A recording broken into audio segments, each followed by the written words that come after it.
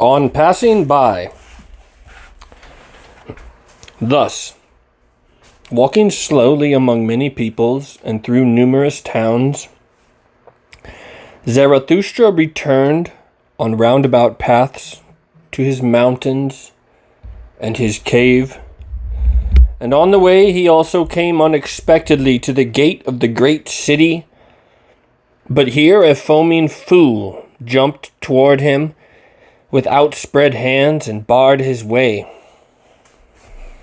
This, however, was the same fool whom the people called Zarathustra's ape, for he had gathered something of his phrasing and cadences,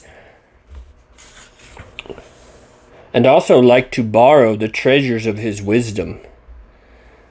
But the fool spoke thus to Zarathustra: "O Zarathustra, here is the great city. Here you could find nothing and lose everything. Why do you want to wade through this mire? Have pity on your foot. Rather spit on the city gate and turn back.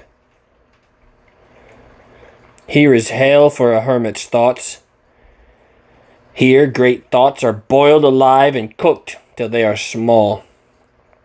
Here all great feelings decay. Only the smallest rattle-boned feelings may rattle here. Don't you smell the slaughterhouses and ovens of the spirit even now? Does not this town steam with the fumes of slaughtered spirit? Don't you see the soul hanging like a limp, dirty rag? And they still make newspapers of these rags.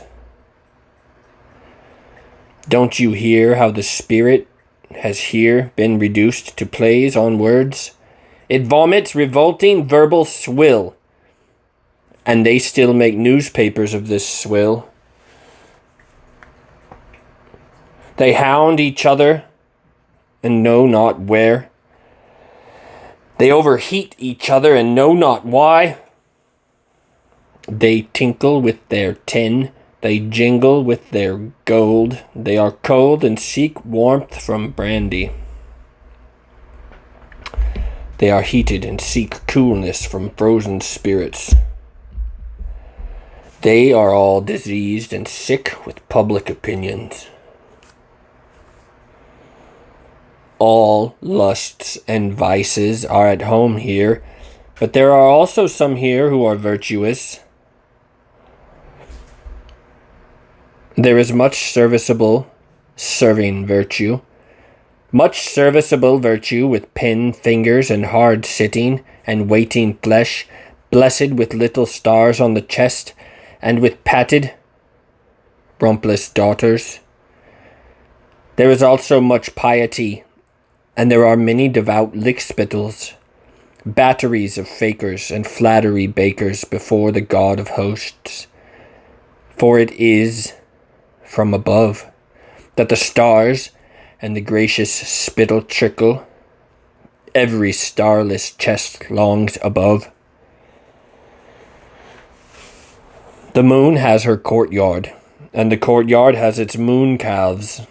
To everything, however, that comes from the court, the beggarly mob and all serviceable beggar virtue pray.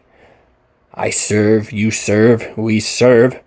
Thus all serviceable virtue prays to the prince, that the deserved star may finally be pinned on the narrow chest.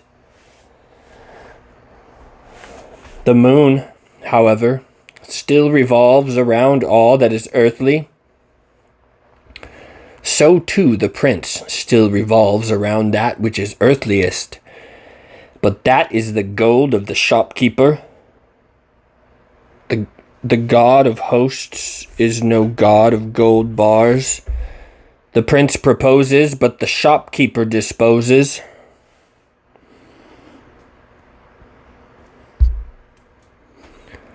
By everything in you that is bright and strong and good, O Zarathustra, spit on this city of shopkeepers and turn back. Here all the blood flows putrid and lukewarm and spumy through all the veins. Spit on the great city, which is the great swill room where all the swill spoons together. Spit on the city of compressed souls and narrow chests, of pop-eyes and sticky fingers.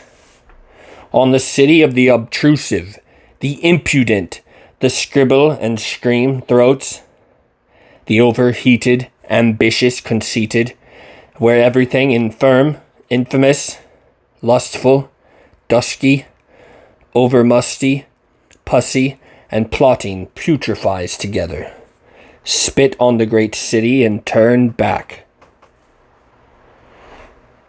Here, however, Zarathustra interpreted the foaming fool and put his hand over the fool's mouth.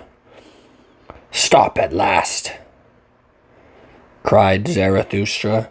"Your speech and your manner have long nauseated me. Why do you live near the swamps so long until you yourself have become a frog and a toad? Does not putrid, spumy swamp blood flow through your own veins, now that you have learned to croak and revile thus? Why have you not gone into the woods, or to plough the soil? Does not the sea abound in the green islands? I despise your despising, and if you warned me, why did you not warn yourself? Out of love alone shall my despising and my warning bird fly up, not out of the swamp.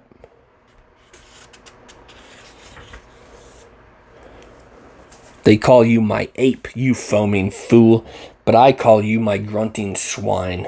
With your grunting you spoil for me my praise of folly. What was it that first made you grunt? That nobody flattered you sufficiently? You sat down to this filth so as to have reason to grunt much, to have reason for much revenge. For all your foaming is revenge, you vain fool. I guessed it well.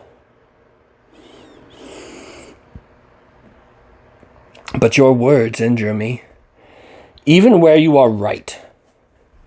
And if Zarathustra's words were 1,000 times right, you still would always do wrong with my words.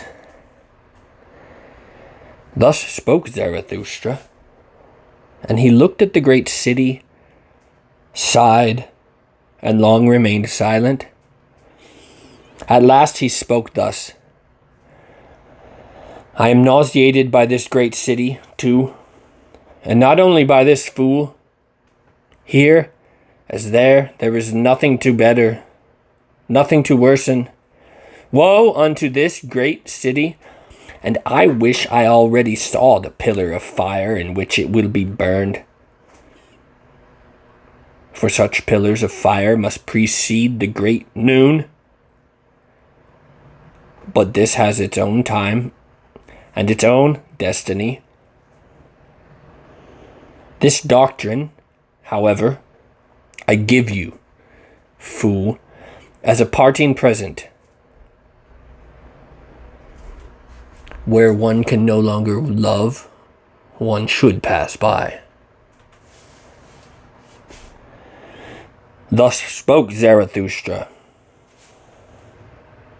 and he passed by the fool at the great city.